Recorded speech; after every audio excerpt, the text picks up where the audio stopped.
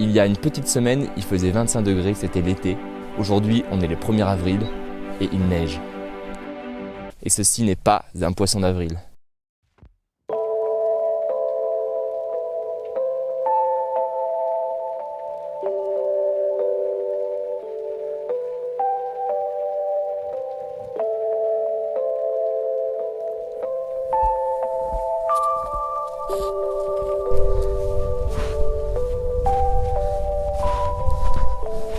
Il neige et moi je marche sans but précis dans la montagne avec ce qu'il faut pour survivre dans ces conditions un peu extrêmes.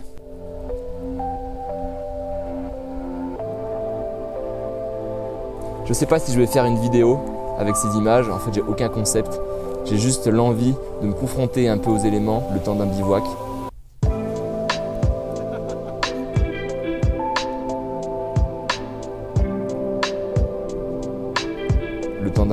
Le temps d'un bivouac.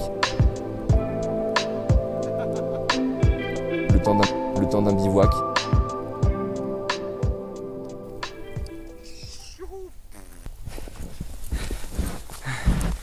Tous les coups ça n'enregistrait pas. J'entends déjà dire certains, oui, c'est pas sérieux d'être en montagne tout seul, surtout par ce temps. Je sais pas si c'est inconscient, mais moi ce que je sais c'est que je fais pas les choses n'importe comment. C'est-à-dire que d'une part je connais l'endroit et que je suis pas mal équipé. J'ai mon téléphone avec Iphigénie qui est une application pour avoir les cartes et la géolocalisation partout. Du coup si je suis perdu, je peux savoir où je suis. Deuxième chose, j'ai ma montre GPS qui enregistre tous mes faits et gestes que je peux suivre et qui peut me ramener tranquillement là où je suis parti, c'est-à-dire le parking. Du coup avec tout ça, je pense que je suis pas mal.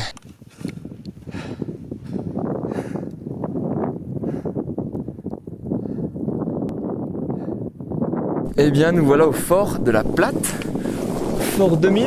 Un fort qui a été construit fin 19e, j'imagine au temps où c'était un peu le bazar entre l'Italie, la France et le royaume de Savoie qui n'était pas encore annexé par la France. Stop, petite mise au point historique. Et oui, la Savoie ainsi que la Haute-Savoie n'ont pas toujours été françaises. L'histoire est un peu complexe, mais pour faire simple, elles ont été alternativement un territoire autonome, français, italien, pour finalement être rattachées définitivement à la France en 1860. Vous l'aurez donc compris, ce fort construit 30 ans plus tard n'a jamais connu de Savoie autre que française. Allez, on y retourne.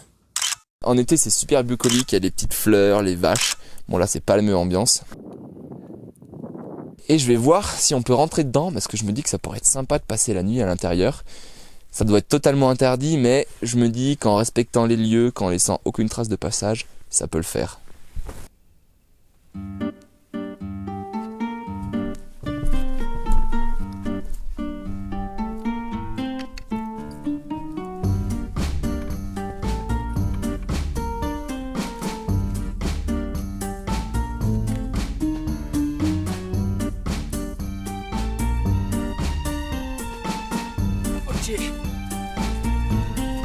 Ouah, c'est bon, j'ai réussi à rentrer. À tout moment, cette vidéo se transforme en urbex. Urbex à 2000 mètres d'altitude dans une pleine tempête de neige. Allez, je vous fais visiter. C'est assez marrant de se retrouver là tout seul en pleine tempête quand même. Ça a un côté un peu mystique. Enfin, peut-être que tout seul là dans la nuit, ça va faire un peu flipper quand même.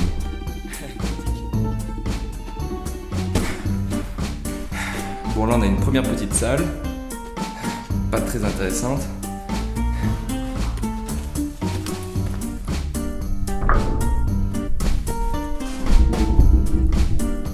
Bon là on a une deuxième petite salle qui est aussi toute vide, qui résonne. Et hop.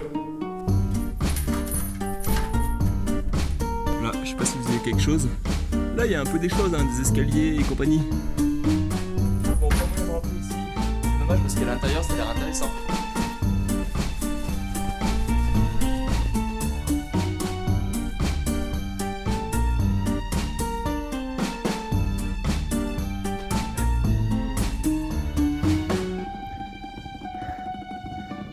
Bon, en soi, il n'y a rien de bien intéressant dans ce fort. Et je crois que je vais quand même passer la nuit ici, dans une des salles.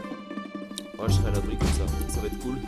C'est pas facile de filmer par ces conditions, avec la neige, il y a toujours de la glace qui vient se foutre sur l'objectif. Bon, si jamais le son et l'image sont un peu pourris, vous m'en voudrez pas trop.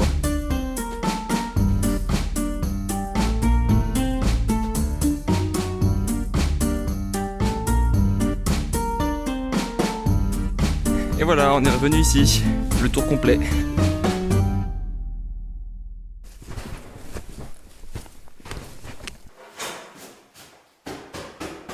Bon, ça résonne de fou ici, je vais essayer de pas parler trop fort. Première chose qu'on va faire, c'est enlever un peu tous les stalactites qui est au plafond.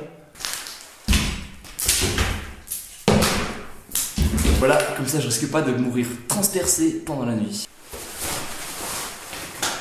Ok, ça fait froid.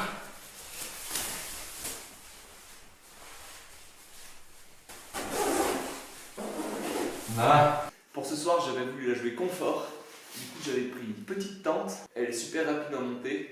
Voilà. Ainsi que ce petit bijou technologique qui, pour moins de 300 grammes, vous offre ni plus ni moins un siège. Oh, il y a de la glace en dessous. Voilà, je l'aime beaucoup, c'est un cadeau. La personne qui me l'a offert, ça reconnaîtra sûrement. Merci beaucoup. Ce soir, c'est luxe. Pour la nuit, j'ai couverture de survie, matelas gonflable, duvet moins 5 degrés, oreiller. Comme ça, on va être nickel. Même si on est à l'intérieur, je vais dormir dedans. Parce qu'on est quand même à 2000 mètres d'altitude. Je pense que cette nuit, on va taper dans les moins 5, moins 10. Et en plus, l'endroit, il est un peu glauque. Il y a des bouts de débris, des bouts de plexiglas, des choses étranges comme ce stalactite d'eau sale gelée. Du coup, à l'intérieur, je serais mieux. Bon les amis, là ça caille vraiment. Dehors il neige toujours. 19h, il est grand temps de se faire à manger. Au menu, pâtes fraîches du marché, fromage, petite sauce maison, oignon, vin blanc, crème. Ça va être un régal. Ouah, ça fait du bien. En vrai, il fait vraiment froid, mais genre froid en mode pas drôle quoi. Je pense que je vais finir de manger et je vais direct aller me foutre dans le duvet parce que là, je suis en train de perdre mes orteils.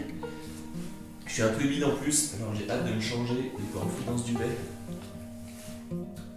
Très bon sinon.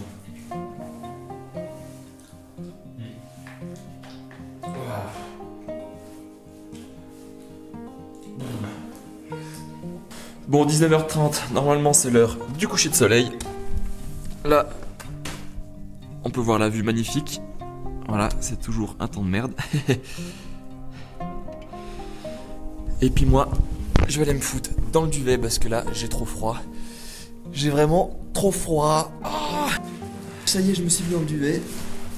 C'est super marrant de rentrer dans une tente à l'intérieur. Mais bon, j'espère que ça me permettra de garder quelques degrés en plus. Pour l'instant, j'ai super froid. Mais bon, je me fais pas de soucis pour la nuit. Je vais me réchauffer tranquillement. Souhaitez-moi une bonne nuit. En tout cas, moi, je vous souhaite une bonne nuit. Et puis à demain.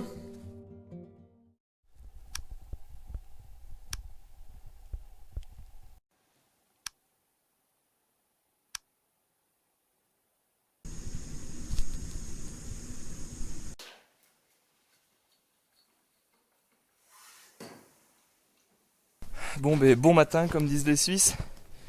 Vous avez vu, ça s'est un peu dégagé, il y a même le soleil qui est en train de sortir. Ça va me réchauffer.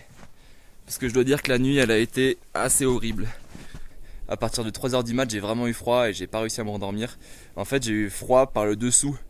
Il faut savoir que t'as beau avoir le meilleur duvet du monde, en dessous de toi il est tout aplati et du coup ton isolation, elle dépend totalement de la performance de ton matelas. On appelle ça l'air value. Et moi, mon matelas, l'air value, elle est assez pourrie, c'est-à-dire qu'elle est super basse. Du coup, quand vous achetez un matelas, faut faire vachement attention à cette air value. Mais bon, généralement, les matelas air value faible, ils sont pas chers, du coup, c'est ceux qu'on achète. Bon, effectivement, il a un peu neigé pendant la nuit. Tetieu, pour sortir là. Ouais.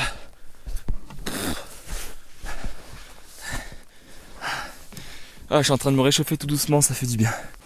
Bon, il est temps de quitter ce fort. Comme prévu, j'ai tout laissé nickel, aucune trace de mon passage. Ciao, l'abri de la nuit. Merci pour cette nuit froide et humide. Voilà, j'ai 1000 mètres de descente à faire. On va les faire tranquillement, sans se blesser. C'était vraiment super intéressant de dormir dans ces conditions un peu extrêmes. C'est là que tu te rends compte un peu l'importance du matériel, la difficulté que tu as à te faire à manger, à te faire de l'eau. Moi par exemple, ce matin, j'ai pris un petit déj un peu en 2 spies à l'arrache. Parce que j'avais la flemme et j'avais trop froid. Mais bon, si t'enchaînes sur une grosse journée en montagne derrière, t'imagines bien que tu peux pas faire ça, t'es obligé de te faire à manger et tout ça. Là tu te rends compte à quel point ça doit être difficile de passer plusieurs jours dans ces conditions-là. J'espère que cette petite aventure vous a plu, en tout cas moi j'ai bien kiffé. N'oubliez pas de vous abonner pour ne pas louper les prochaines vidéos. Et moi je vous dis à la prochaine. Ciao. Regardez, j'avais un glaçon. Dégagez, on n'est pas debout ici. S'il vous plaît, je vous en supplie, libérez-moi. Ah, on en fait des conneries quand on est tout seul et qu'on a froid, hein.